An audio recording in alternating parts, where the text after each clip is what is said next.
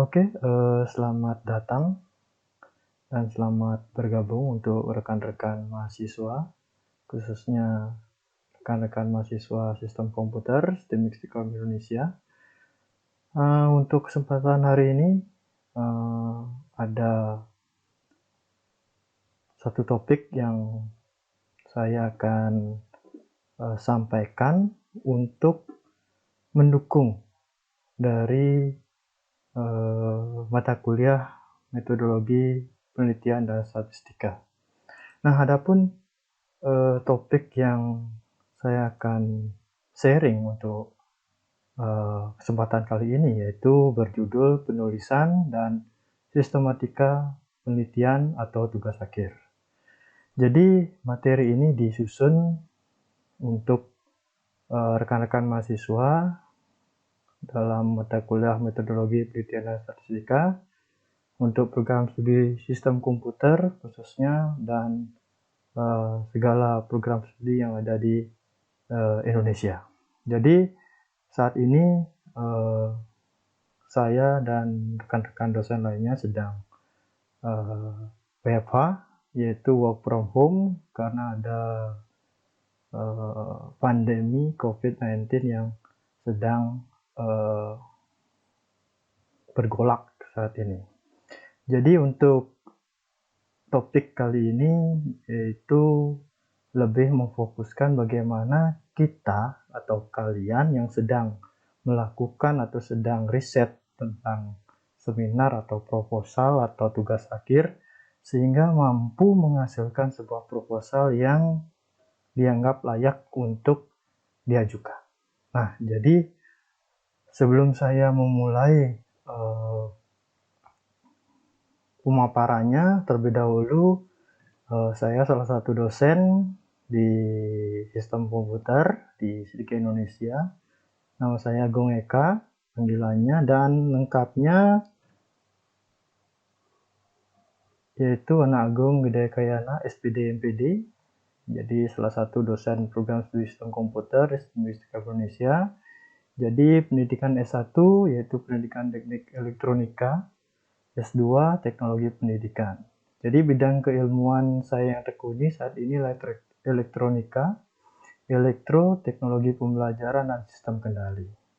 Google Scholar bisa kalian akses dengan nama saya sendiri, yaitu di sana terdapat beberapa artikel dan jurnal yang sudah saya buat dari tahun ke tahun dan bisa digunakan sebagai referensi kalian untuk mengerjakan proposal dan maupun tugas akhir.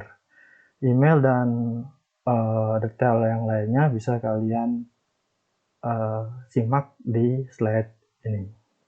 Oke, untuk selanjutnya kita beralih atau menuju kepada pembahasan kita yang pertama, yaitu landasan dan aturan penulisan dalam seminar atau proposal tugas akhir atau tugas akhir yang sedang kalian kerjakan. Tentunya landasan dan aturan dalam penulisan sistematika itu mengacu pada pedoman penulisan tugas akhir, yang mana tentunya kalian harus sudah punya dan sempat membaca segala isi yang ada pada panduan tersebut.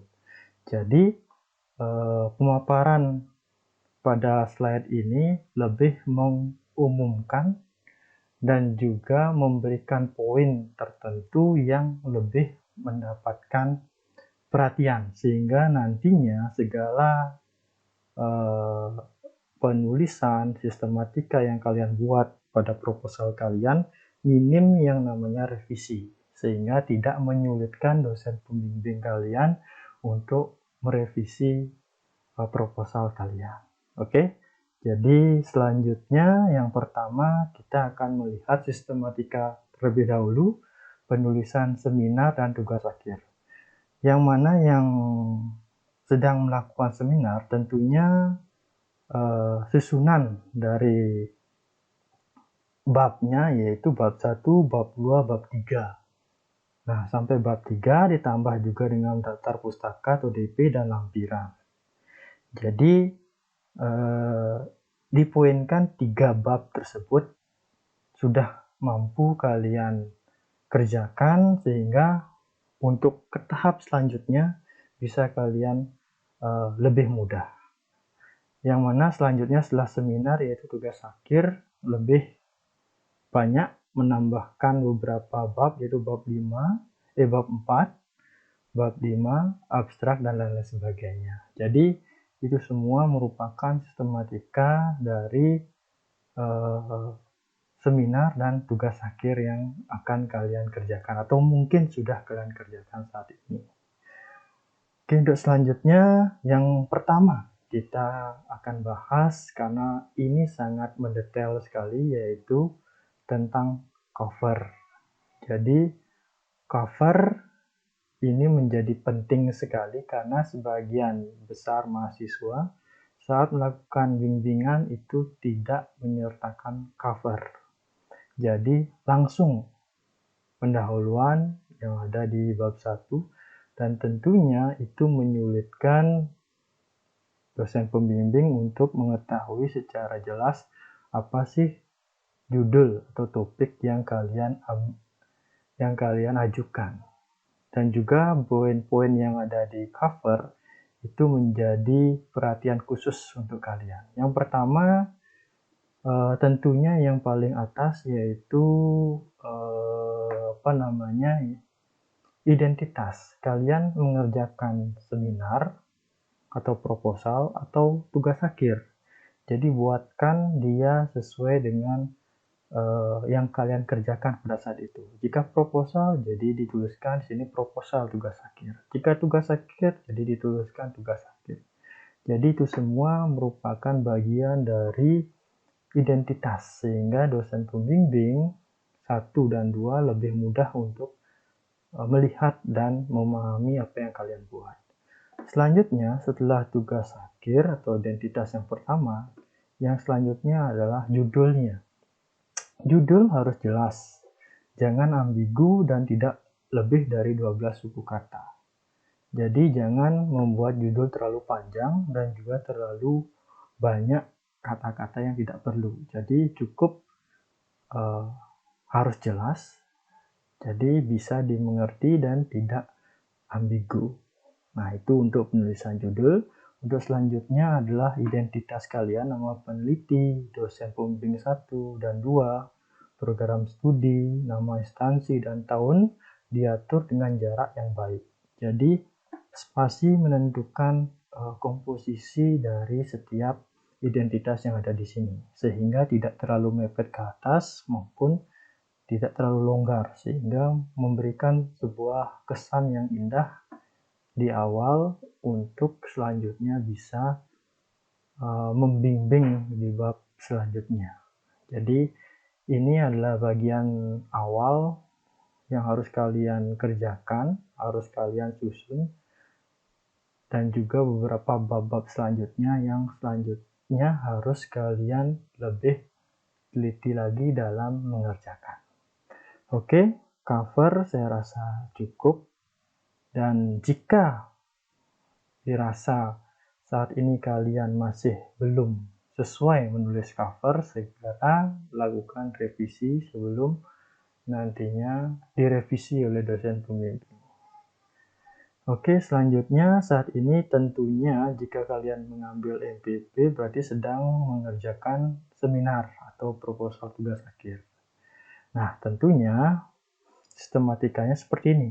Seperti yang di awal saya sampaikan bahwa bab 1, bab 2, bab 3, daftar pustaka dan lampiran. Itu menjadi poin dan batang tubuh dari proposal yang kalian kerjakan.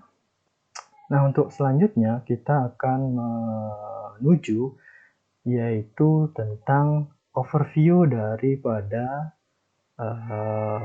bab pendahuluan, yaitu latar belakang, rumusan masalah, batasan masalah, tujuan, dan manfaat. Jadi di bab 1 di pendahuluan ada 5 poin yang harus kalian kerjakan dengan sangat baik Dan juga tambahan di paling akhir di bab 1 itu adalah sistematika penulisan. Jadi tentunya kalian dalam membuat sebuah pendahuluan tidak boleh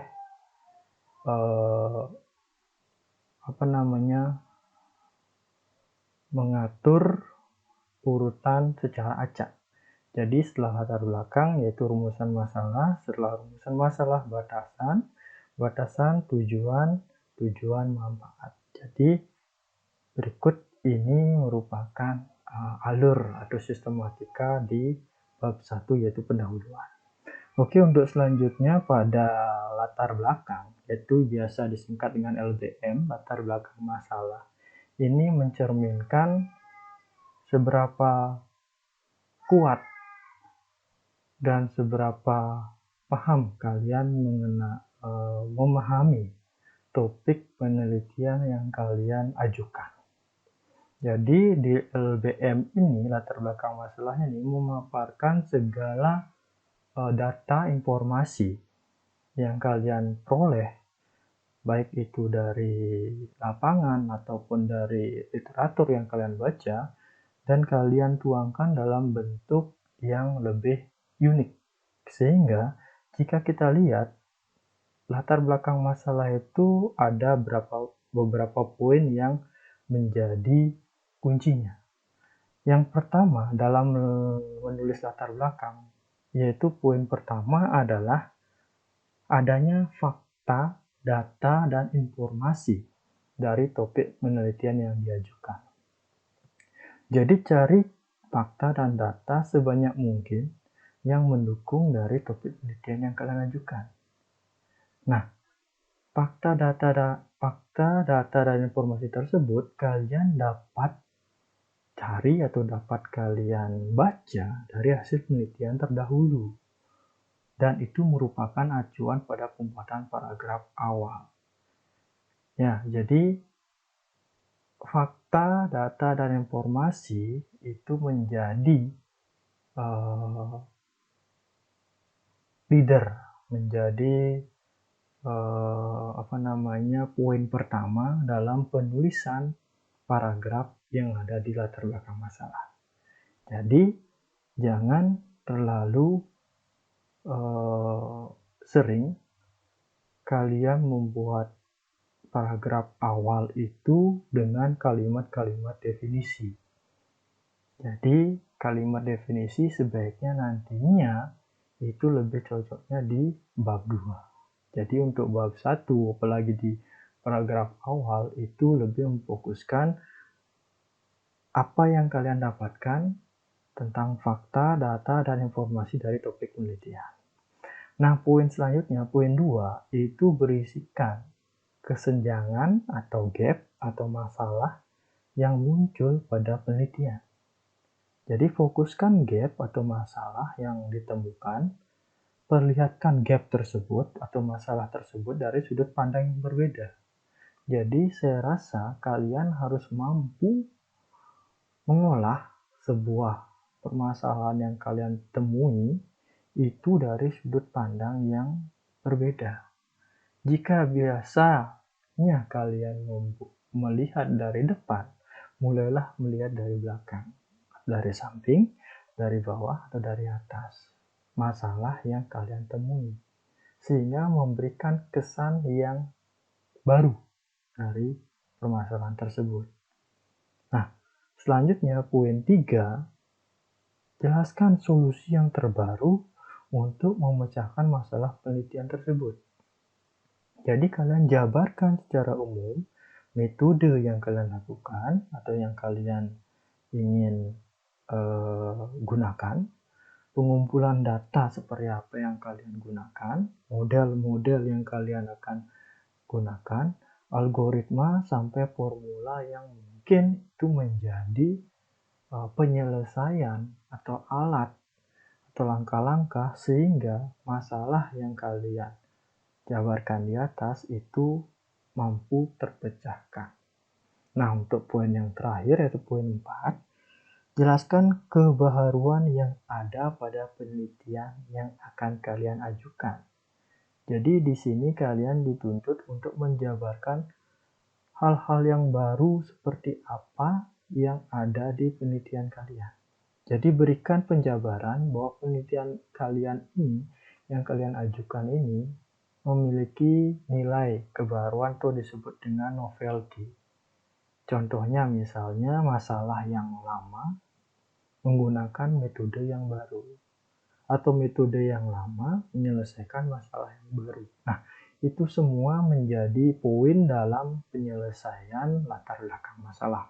Jadi 4 poin ini menjadi fokus dalam penyusunan paragraf dan masing-masing kalimat di paragraf tersebut, sehingga nantinya pembuatan latar belakang itu mengacu pada poin dari apa yang sudah disampaikan saat ini. Jadi tidak lagi kalian untuk membuat latar belakang itu mengambil dari internet, terus menyalin dari TA atau proposal kakak tingkat. Jadi murni kalian mengkolaborasikan fakta, data, informasi yang kalian dapatkan dari berbagai sumber itu menjadi sebuah kalimat yang sangat baik sesuai dengan kaedahnya dalam penulisan latar belakang, sehingga mampu memberikan kesan baik dalam penyusunan latar belakang masalah.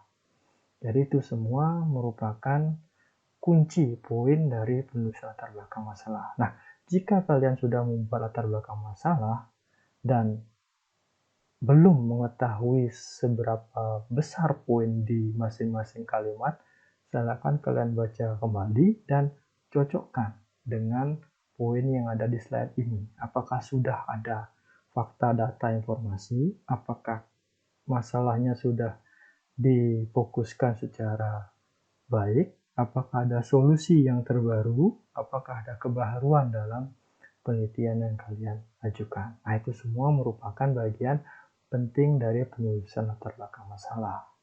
Oke, selanjutnya setelah poin dari latar belakang masalah, nah ini merupakan contoh.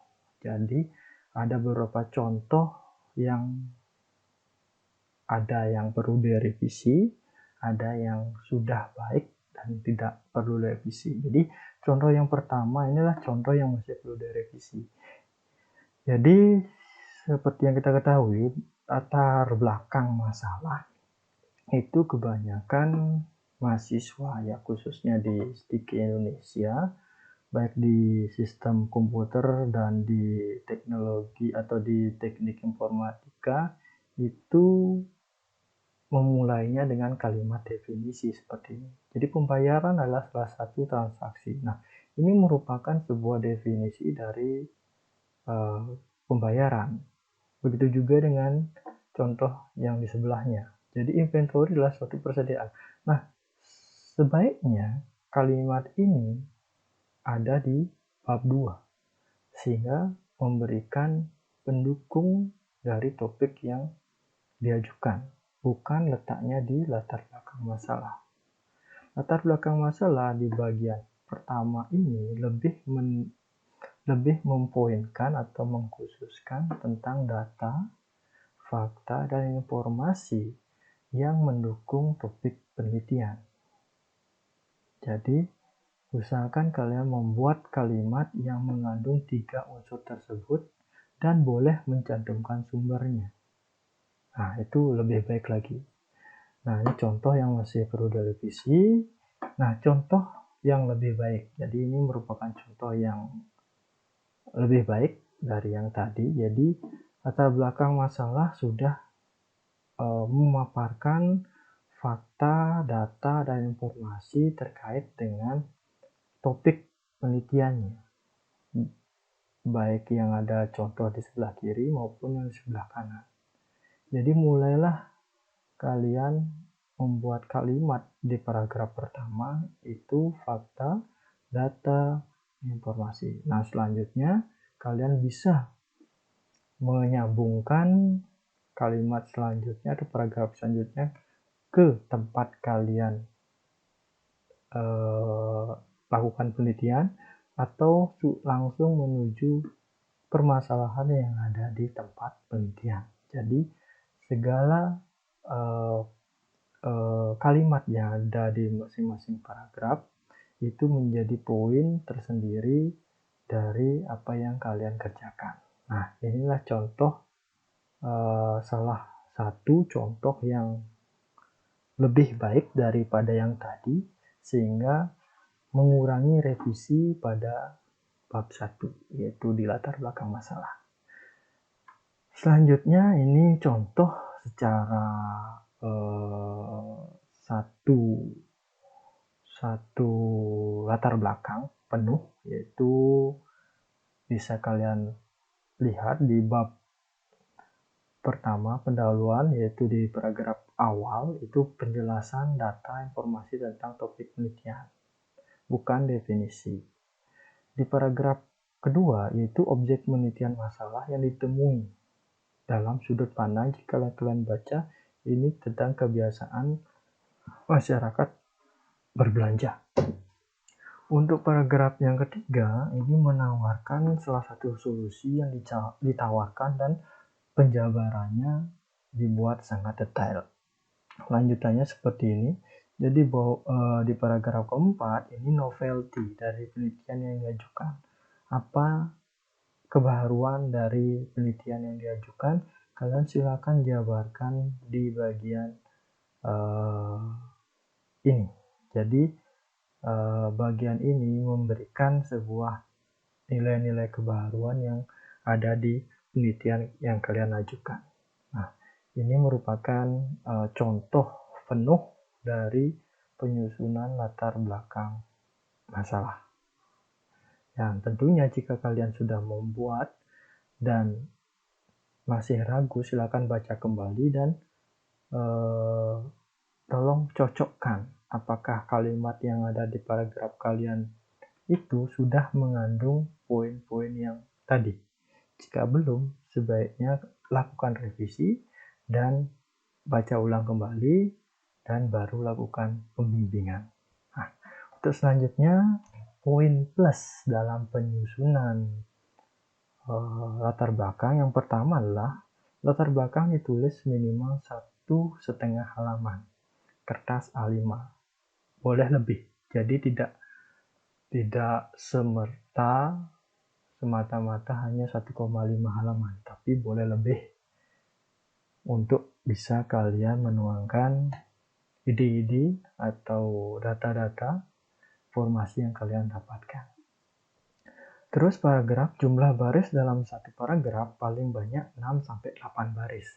Ini untuk memudahkan kalian membaca dan juga dosen pembimbing untuk melakukan bimbingan. Jadi jika terlalu banyak baris dalam satu paragraf itu disinyalir sulit untuk dibaca dan poin dari paragraf tersebut kurang untuk bisa dipahami. Nah, untuk selanjutnya kata awal. Nah, ini yang paling sering. Kurangi penggunaan kata sambung dan, contohnya dan, untuk, sedangkan, dan lain sebagainya. Itu sering sekali ada di awal kalimat di latar belakang. Padahal itu merupakan kata sambung yang mana menyambungkan sebuah kata atau kalimat sehingga menjadi satu kesatuan. Jadi kalau kita mulai kata awal itu dengan kata sambung, dirasa kurang elok untuk dibaca. Nah, selanjutnya poin plus yang terakhir adalah spasi. Jadi jarak penulisan kalimat pada penelitian proposal dan tugas akhir adalah 1 spasi. Jadi usahakan kalian sudah men-setting spasi dari awal sehingga tidak lagi melakukan perubahan jika sudah kalian membuat banyak atau sudah menyusun lebih dari berapa halaman di bagian bab pendahuluan.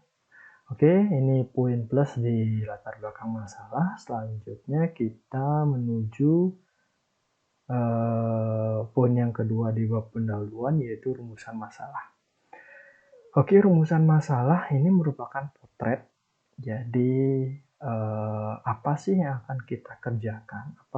Apa sih yang akan menjadi poin yang harus kita goalkan pada penelitian yang kalian ajukan.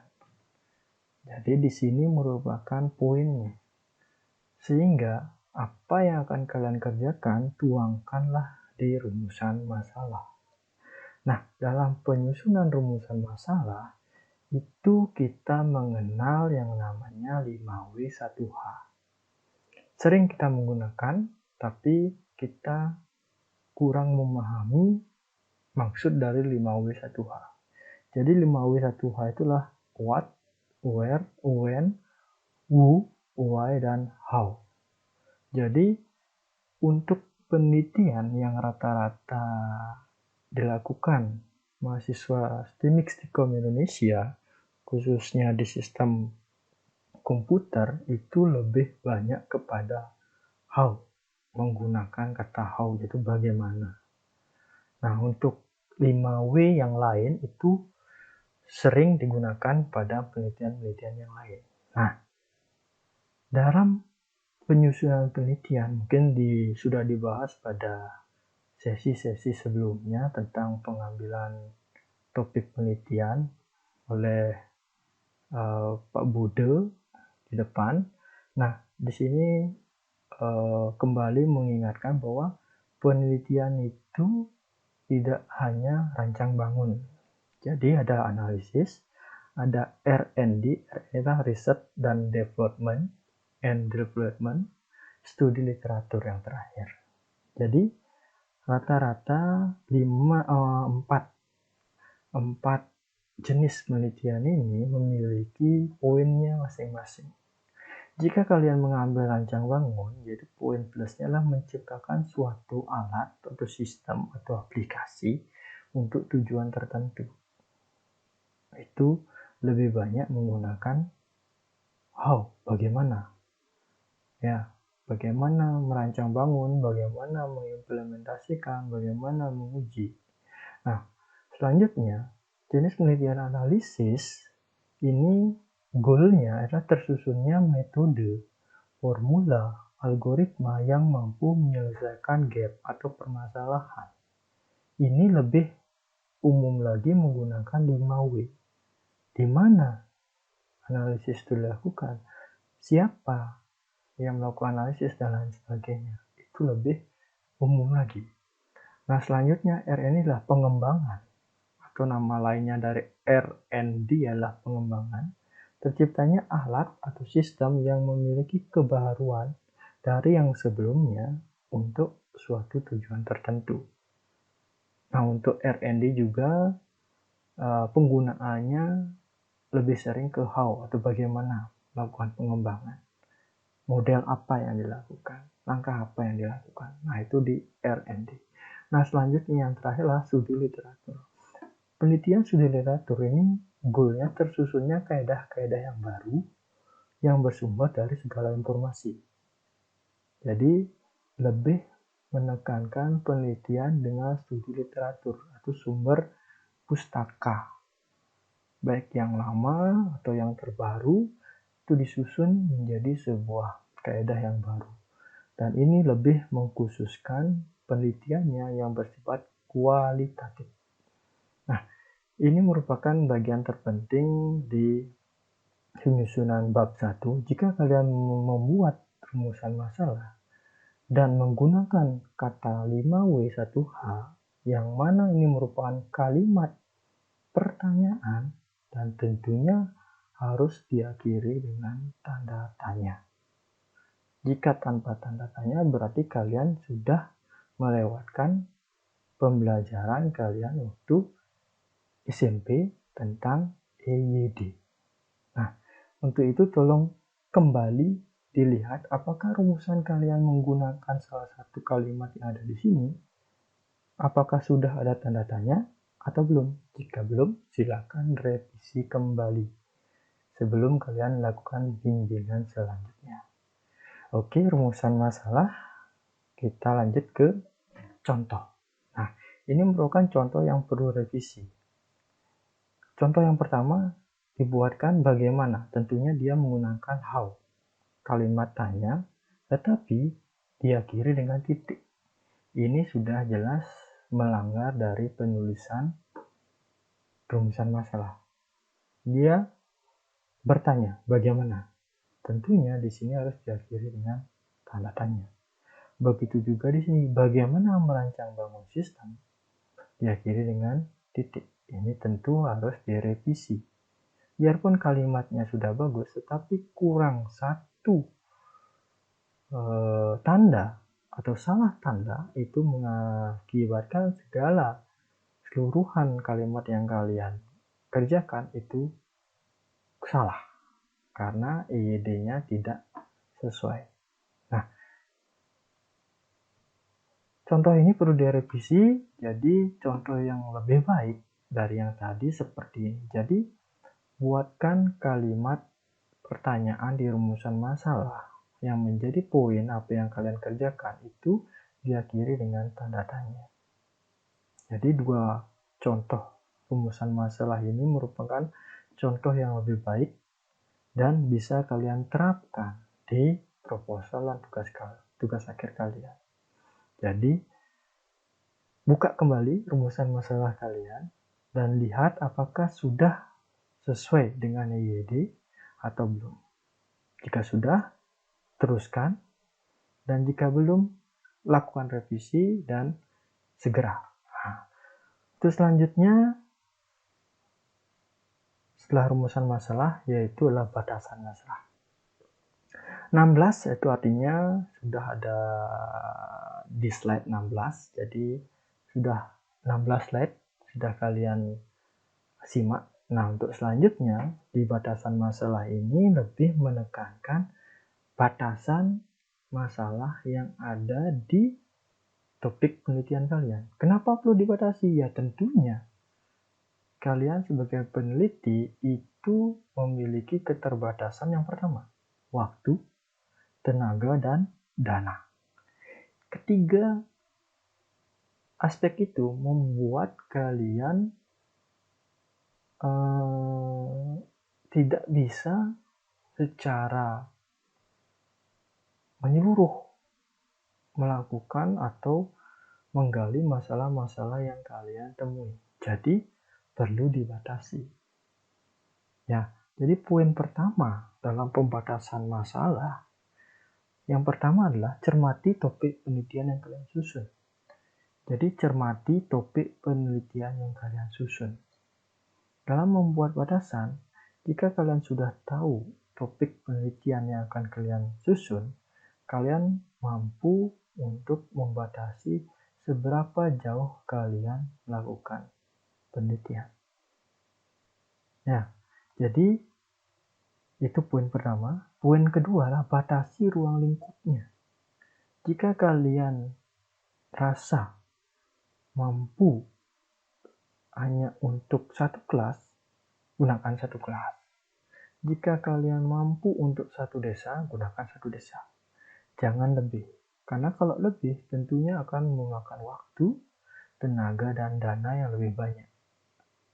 Jadi, batasi ruang lingkup penelitiannya tidak terlalu besar, tapi tidak juga terlalu sempit. Poin yang ketiga adalah analisis kembali kebutuhan yang diperlukan. Jadi jangan mengurangi kebutuhan yang sudah kalian analisis sebelumnya. Jadi analisis kebutuhan di awal itu menjadi poin penting untuk kalian mampu membatasi hal apa yang perlu dibatasi di penelitian kalian. Poin 4-nya, ingat, pembatasan masalah bukan mengurangi hasil penelitian. Jadi batasan masalah itu lebih menekankan ada suatu hal yang tidak kalian kerjakan karena kalian memiliki keterbatasan untuk hal tersebut. Bukan berarti jika kalian membatasi masalah berarti mengurangi hasil penelitian. Hasil penelitian yang baik adalah mampu untuk menggeneralisasi. Ya, mampu untuk menggeneralisasi aspek-aspek yang terkait dari penelitian tersebut. Nah, poin 5 itu selalu cek dan recheck kemampuan dalam melakukan penelitian. Jika kalian mampu untuk mendapatkan data yang jumlahnya tidak lebih dari 100, kalian harus sudah mampu untuk mengetahui itu. Apakah mampu mendapatkan data 100, 200, atau 1000? Karena jumlah data akan mempengaruhi jumlah waktu kalian melakukan penelitian. Jadi batasan masalah wajib kalian susun dengan baik, dan ingat, batasan masalah bukan untuk membatasi dari apa yang ingin kalian buat, baik itu alat, baik itu sistem atau aplikasi. Tentunya pembatasan sistem, alat, dan aplikasi itu ada pada bagian implementasi nantinya. Dan ini di batasan masalah ini lebih sifatnya ke umum. Entah itu metodenya yang dibatasi, entah itu datanya yang dibatasi, entah itu wilayah yang dibatasi, atau objek penelitian yang dibatasi. Bukan memfokuskan pada yang ingin kalian buat itu dibatasi. Nah, itu poin pentingnya. Dan sering terjadi kesalahpahaman dalam pembuatan batasan masalah.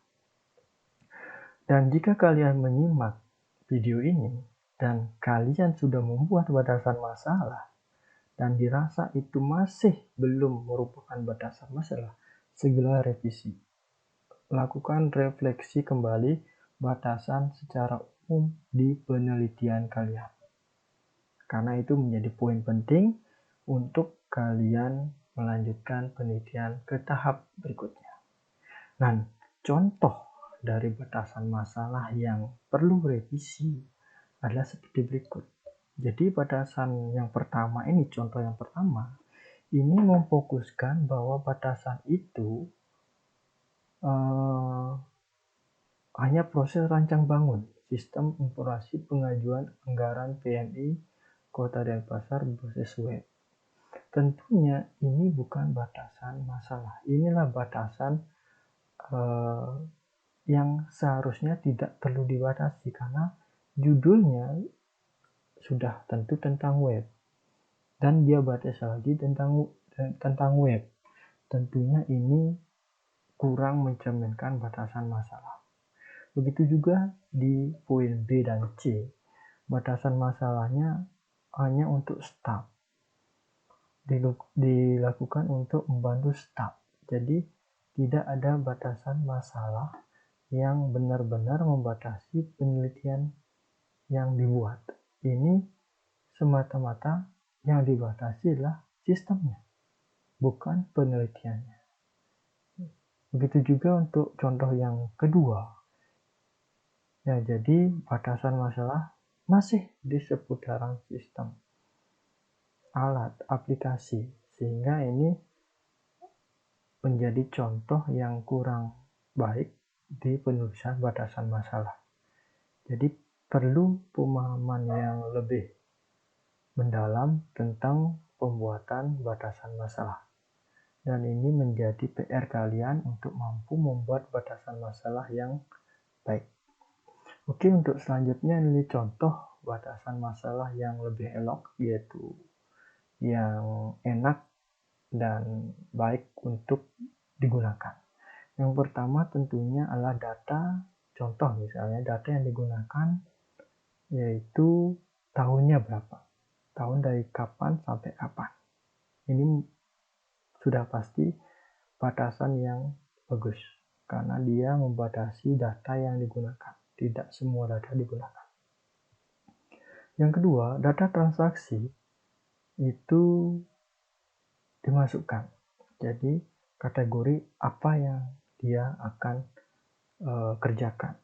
Dan juga yang ketiga, bagaimana sistem pengujiannya, menggunakan metode apa. Karena di luar banyak sekali metode yang digunakan dan dia membatasi metode yang digunakan hanya satu. Nah, ini merupakan batasan masalah yang lebih baik dan elok sehingga kalian mampu untuk merancang, membuat batasan masalah yang benar-benar memberikan batasan dari penelitian yang kalian lakukan. Untuk selanjutnya, contoh dari batasan masalah juga seperti ini. Jadi, jika di depan di topik, di judul kalian sudah tertera website, desktop, itu tidak perlu lagi kalian buatkan di batasan masalah. Kalau misalnya di judulnya website, terus di batasan masalahnya desktop, nah itu baru patut dipertimbangkan karena tidak konsisten. Jika di depannya sudah web, terus di batasan masalah lagi berbasis web, itu tidak perlu, dihilangkan saja dan lebih memfokuskan ke hal yang lain. Nah, untuk batasan masalah rasanya cukup. Selanjutnya ke tujuan. Nah, tujuan kalian tentunya jika sudah menyelesaikan proposal dan tugas akhir, yaitu yudisium, wisuda, dan bekerja. Nah, itu merupakan tujuan kalian yang sangat-sangat kalian nantikan untuk prosesnya.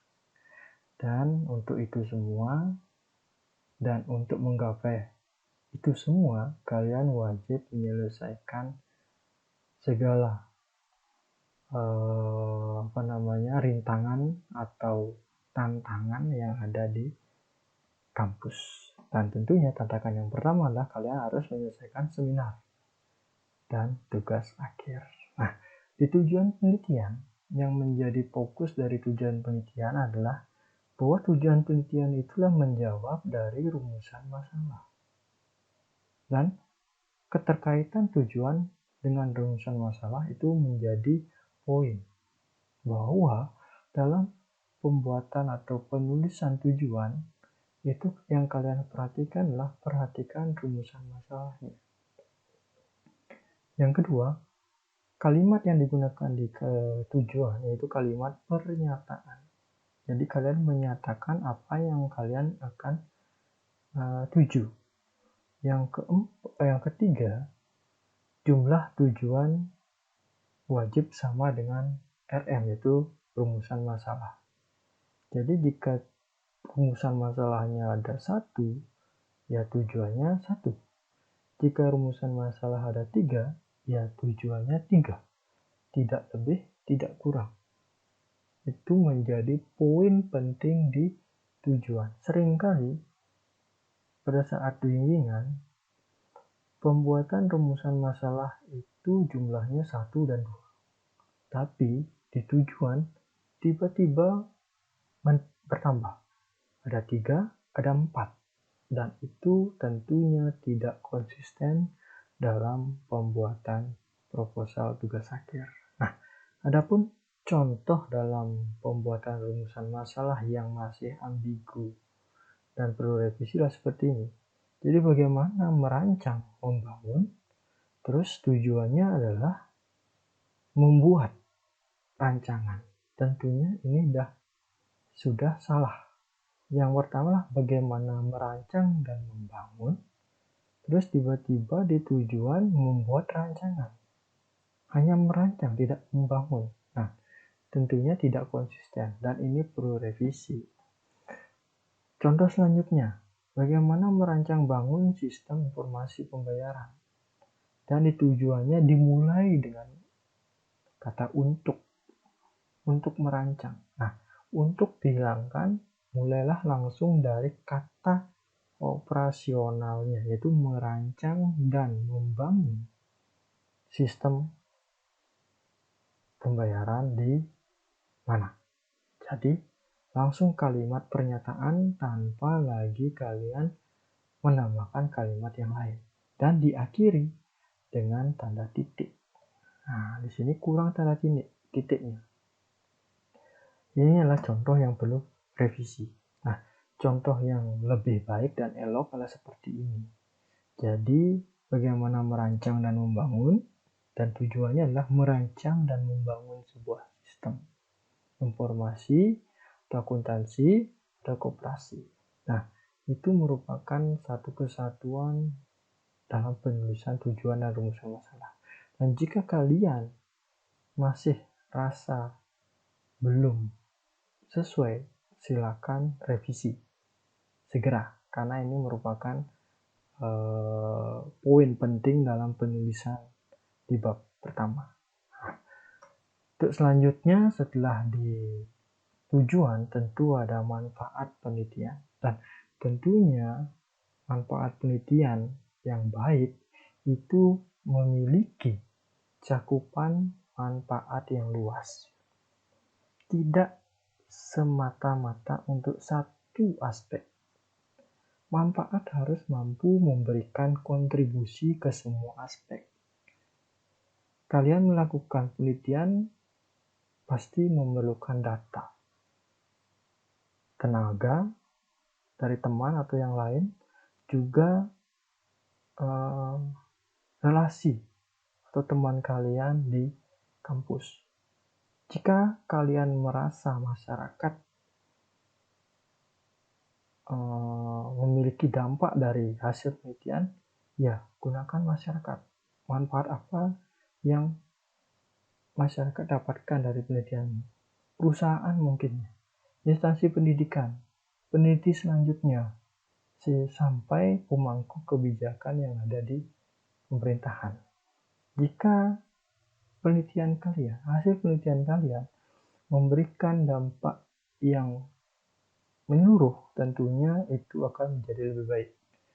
Dan penelitian kalian itu mampu memberikan perubahan di setiap lini yang ada di aspek-aspek tersebut. Contoh manfaat yang perlu direvisi seperti berikut. Jadi, manfaat yang pertama ini penjabarannya masih kaku. Ruang lingkupnya masih sempit. Tidak ada sumbangsih ke pihak lain. Ya, jadi hanya satu aspek saja. Nah, contoh yang lebih elok. Nah, contohnya seperti ini. Jadi, manfaat penelitian itu dibagi menjadi 3 menurut penelitinya, yaitu bagi penulis untuk dia sendiri, untuk STIMIKS Indonesia sebagai instansi pendidikannya atau kampusnya saat ini, dan bagi perusahaan, jadi objek penelitian yang dia gunakan. Itu semua menjadi jabaran manfaat yang strategis untuk hasil penelitian yang dia lakukan. Dan tentunya penelitian yang baik adalah penelitian yang mampu nantinya digunakan oleh pihak lain. Nah, jika kalian saat ini sudah menulis manfaat dan manfaat kalian belum mencerminkan aspek-aspek yang mendukung penelitian kalian, segera revisi. Karena jika menunggu revisi kemudian hari, tentunya menjadi keterlambatan tersendiri untuk kalian, sehingga waktu yang kalian gunakan menjadi lebih lama. Jadi gunakan waktunya sesegera mungkin untuk melakukan revisi di bab pertama. Nah, untuk selanjutnya kita menuju bab 2. Jadi untuk bab 1 itu yang sudah dipaparkan tadi menjadi poin-poin penting yang harus kalian cermati dan telaah lebih lanjut dalam penulisannya. Nah, di bab 2 tentunya yang menjadi poin ada 4. Yang pertama adalah penelitian yang relevan. Yang kedua, kajian pustaka. Yang ketiga, sumber dan kutipan. Yang keempat, daftar pustaka. Oke, yang pertama kita bahas adalah penelitian yang relevan. Jadi kalian harus mampu menemukan lebih dari 3 penelitian atau jurnal yang memiliki peringkat. Memiliki peringkat yang terindeks SINTA. Karena itu merupakan jurnal yang sudah lolos dari tahap review dan revisi. Jadi cari 3 jurnal tersebut atau lebih yang mana relevan dengan topik penelitian. Jadi yang dimaksudkan relevan itulah apakah masalahnya sama atau metodenya berbeda, atau masalahnya berbeda, metodenya yang sama. Jadi cari yang relevan, jangan mencari yang tidak relevan. Nah, terus di bagian akhir dari penjabaran jurnal yang relevan, buatkan tabel perbandingan dari penelitian atau jurnal tersebut dengan penelitian yang kalian kerjakan saat ini. Jadi buatkan dia secara horizontal. Jadi penelitian A, B, C, dan penelitian yang kalian lakukan sekarang. Di mana letak perbedaan dari masing-masing penelitian tersebut? Jika terdapat perbedaan, berarti terdapat pembaharuan. Jika tidak ada perbedaan, berarti sama. Ya, jadi tolong revisi kembali apa yang kalian kerjakan. Ingat, jurnal 3 tahun terakhir atau penelitian 3 tahun terakhir. Jangan yang lama. Yang kedua adalah kajian pustaka. Ini menjadi penting karena selain kalian menggunakan data primer, kalian wajib menggunakan data-data sekunder yang bersumber dari buku, penelitian sebelumnya, website resmi. Jadi website resmi ini website pemerintahan yang mana jika terdapat informasi di web tersebut itu sudah berasal dari kajian, rapat, diskusi dari semua stakeholder yang ada di situ. Kurangi mengutip dari web atau blogspot atau juga Wikipedia yang memiliki unsur-unsur yang mungkin masuk ke penelitian kalian,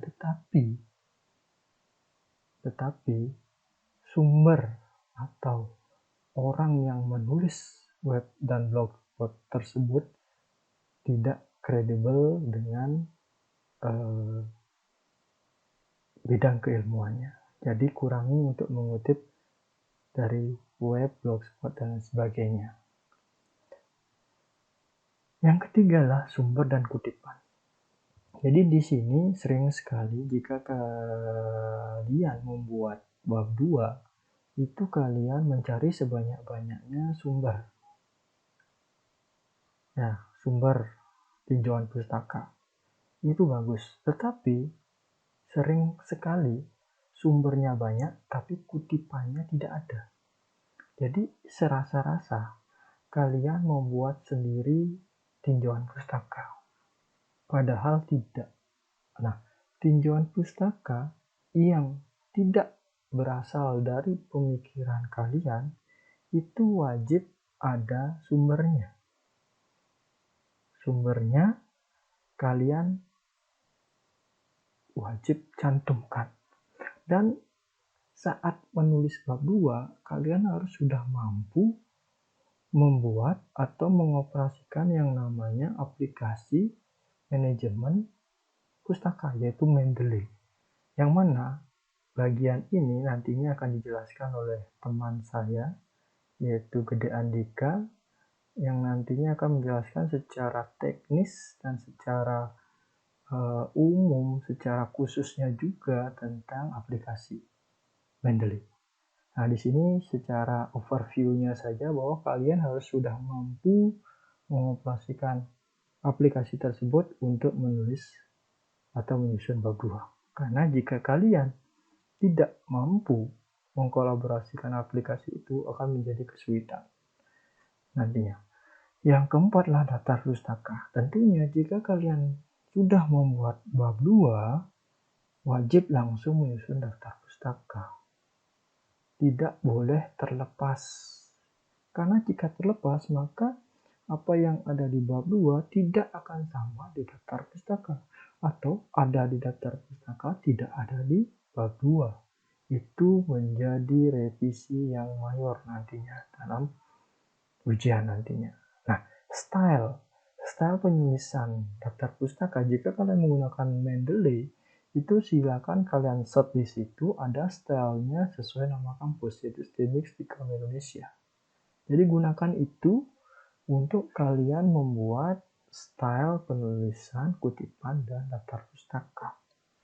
Nah, ini merupakan bagian terpenting dari penulisan bab 2. Yang tentunya jika kalian mengikuti pemaparan video ini, tentunya kalian sudah mampu untuk melakukan revisi di bab 2. Apakah bab 2 kalian sudah ada pengutip atau sumber atau belum? Ya, yang belum, segera lakukan. Di mana sumber kutipan itu berasal? Jadi jangan menunggu lagi waktu kalian untuk melakukan revisi. Oke, selanjutnya ini merupakan contoh. Lagi-lagi contoh yang perlu revisi. Ini merupakan salah satu proposal dari teman kalian, yaitu yang saat ini sedang mengajukan penelitian tentang video bahwa tuak merupakan minuman asli yang berasal dari Bali itu sedang dilegalkan. Nah, jadi semata-mata dia menulis bahwa tuak itu berasal dari pemikirannya dia sendiri, kan tidak ada sumber. Padahal dia mengutip. Nah, tentunya dia mengutip tapi tidak ada sumber. Begitu juga ini, karena kurang konsistennya. Di atas tidak ada sumber dan di bawah ada sumber. Tidak konsisten. Jadi setiap paragraf, setiap kalimat itu yang mana kalian mengutip dari penelitian, dari jurnal, dan bukan dari ide kalian, pemikiran kalian, itu wajib ada sumbernya. Dan itu sifatnya wajib, absolut. Nah, jadi jika kalian membaca kembali bab 2 kalian dan kurang adanya kutipan, segera kalian revisi. Nah, inilah contoh tinjauan pustaka yang pertama tentang penelitian terdahulu. Jadi, penelitian yang terdahulu kalian cari sebanyak mungkin. Jadi minimal 3, bisa sebanyak-banyaknya. Tahunnya yang terbaru, 3 tahun terbaru, dan kalian review sedikit bahwa di penelitian tersebut dia judulnya apa, terus hasilnya apa. Nah, dan di akhir kalian buatkan dia sebuah tabel yang mana memberikan perbandingan dari penelitian-penelitian yang kalian telah tadi, sehingga mampu memberikan kebaharuan. Terlihat kebaharuan penelitian yang kalian ajukan saat ini. Nah, itu pemaparan bab 2 dan poin plusnya. Untuk selanjutnya, jika kalian ingin menyimak atau melihat file-file contoh bab 2 yang baik, bisa kalian menuju link ini. Jadi ini sifatnya open. Jadi bit.ly/data perkuliahan, nanti ada folder di situ, ada banyak folder. Kalian masuk folder MPP. Nah, di situ sudah ada file yang menunggu kalian untuk siap dibuka dan kalian silakan baca, cermati penulisan bab 2. Dan jika diminta password, jadi gunakan password WFH untuk masuk ke file tersebut. Nah, untuk pemaparan bab 2 tentunya sudah cukup. Nah, jadi kita menuju ke bab 3. Bab 3 adalah metode penelitian, bukan metodologi penelitian. Kalau metodologi itu adalah mata kuliah. Nah, jadi bab 3 itulah metode penelitian. Yang bukan mungkin lagi, yang sudah sempat di-sharingkan oleh Ibu Manik seminggu yang lalu kalau nggak salah, yaitu tentang metode-metode dalam melakukan penelitian. Nah, di sini sedikit memberikan gambaran umumnya, bukan khususnya dari metodenya. Apa sih yang harus ada di metode penelitian? Sehingga jika kalian membuat metode penelitian, aspek-aspek poin ini wajib ada. Oke, yang pertama dalam pembuatan metode penelitian ini berisikan langkah-langkah ilmiah dalam melakukan penelitian. Jadi penulisan metode penelitian digunakan untuk memproyeksikan data kalian, model yang kalian gunakan, atau formula dalam memecahkan masalah. Jadi itu merupakan poin penting dari metode penelitian. Yang mana poin dalam metode penelitian bahwa di dalam metode itu harus ada objek penelitiannya, di mana tempatnya. Karena jika tidak ada tahu tempat, sulit untuk bisa memberikan gambaran bahwa kalian mengambil data di mana. Terus adanya pengumpulan data primer berupa angket, wawancara, observasi atau kuesioner yang kalian lakukan. Dan ingat, jangan kembali melakukan atau menyusun kalimat definisi dari pengumpulan data primer. Langsung saja kalian buat data primer seperti apa yang kalian kerjakan atau kalian gunakan. Selanjutnya model dan alur penelitian.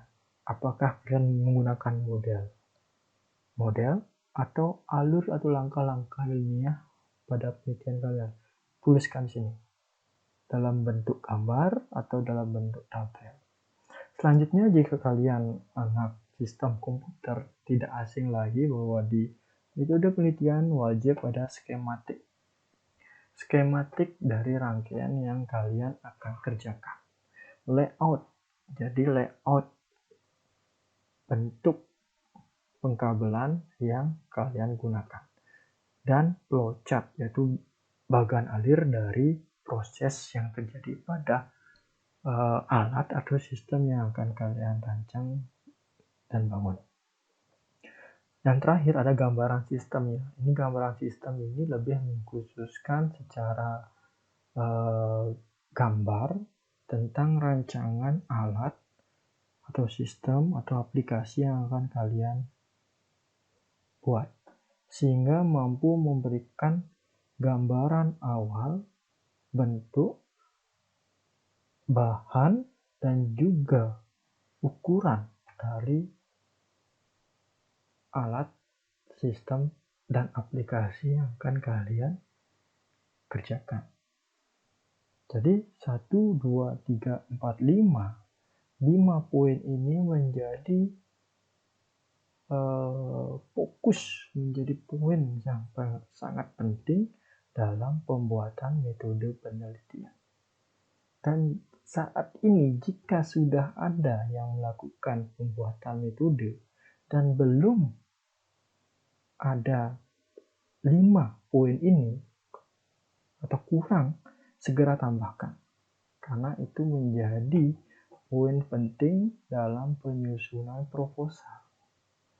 Jika satu saja tidak ada, tentunya akan mempengaruhi kinerja dari kalian. Baik itu dari segi waktu dan tenaga. Jadi segeralah lakukan revisi, telaah kembali pekerjaan kalian. Semakin cepat semakin baik. Oke? Untuk selanjutnya, contoh penulisan bab 3 yang baik dan mungkin menjadi referensi kalian.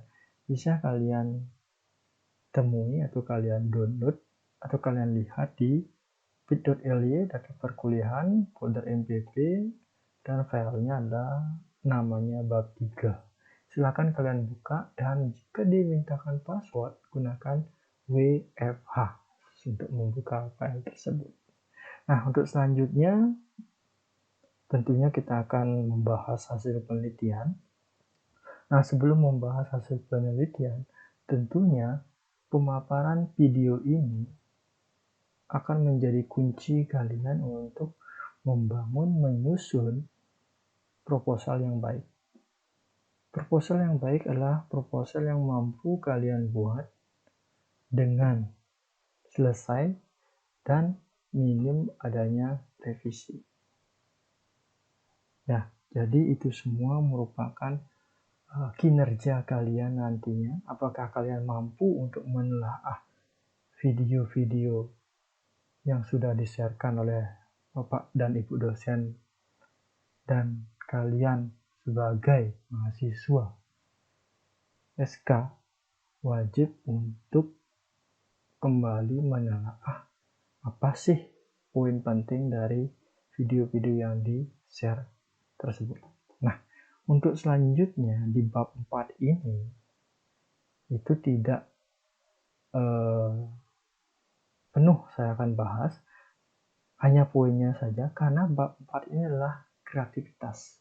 Isinya kreativitas adalah bagaimana kalian mengkreasikan data yang kalian dapatkan dari hasil penelitian dan selanjutnya kalian tuangkan dalam bentuk yang lain sehingga mampu memberikan gambaran yang lebih jelas kepada masyarakat atau ke orang lain. Nah, poin penting hasil penelitian. Yang pertama, perhatikan bab 3.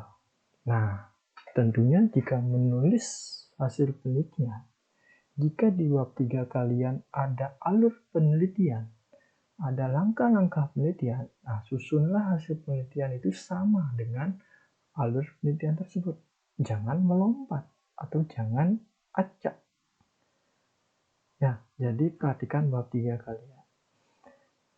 Poin yang kedua, gambar dan tabel. Jadi gunakan gambar dan tabel untuk mendukung hasil. Sehingga apa hasil yang kalian dapatkan itu dapat lebih jelas untuk dipahami masyarakat. Jadi gunakan gambar yang jelas, tidak buram, tabel yang spesifik, sehingga data-data hasil penelitian kalian mampu merepresentasikan apa yang kalian kerjakan dan mampu dipahami oleh orang lain. Poin yang ketiga, kreasikan kalimat. Jadi di bab 4 itu kalian memberikan atau membuat kalimat atau dikatakan tempat kalian untuk mencurahkan hasil penelitian dengan bahasa kalian sendiri. Tentunya masih mengikuti EYD, ya, ejaan yang dibenarkan. Jadi bab 4 itu kreasi kalian membuat kalimat dengan data-data yang sudah kalian dapatkan. Poin keempat adalah perhatikan rumusan masalah. Nah, apakah hasil sudah menjabarkan rumusan masalah yang dibuat? Nah, jadi apakah hasil-hasil yang kalian jabarkan sudah mendukung rumusan masalah? Perhatikan kembali.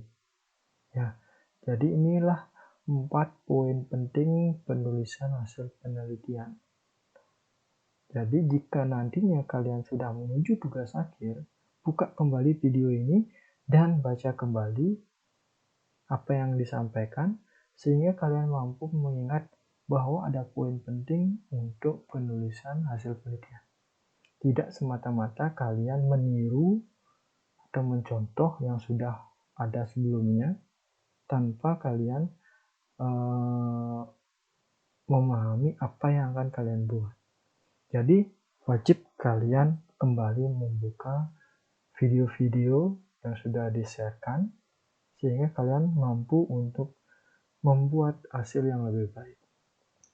Oke, untuk hasil penelitian tentunya cukup. Nah, selanjutnya di bab 5 itu kesimpulan dan saran. Nah, di sini juga akan dibahas tidak banyak, tapi cukup untuk memberikan gambaran di bab 5 itu seperti apa. Karena tetap masih ada ketidakkonsistenan dalam pembuatan kesimpulan dan saran. Nah, tentunya dalam pembuatan simpulan, alur simpulan itu wajib memperhatikan rumusan masalah. Jadi jika rumusan masalahnya ada 3, mulailah kalian dengan rumusan masalah. Simpulan pertama adalah simpulan dari rumusan masalah yang pertama.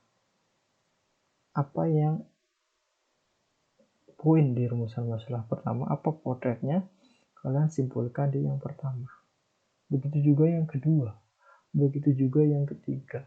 Jadi ada benang merah dari pendahuluan bab 2, bab 3, bab 4 sampai dengan bab 5.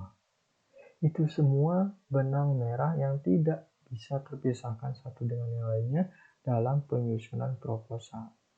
Nah, selain proposal juga kalian diberikan kesempatan memberikan saran. Jadi berikan saran perbaikan dari penelitian kalian. Tentunya penelitian kalian ini masih memiliki beberapa kekurangan yang seperti saya bilang tadi. Entah itu dana, entah itu dana biaya, terus waktu dan tenaga. Mungkin data juga memiliki beberapa keterbatasan. Nah, berikan saran yang bisa mengembangkan penelitian kalian untuk bisa dikembangkan oleh peneliti selanjutnya.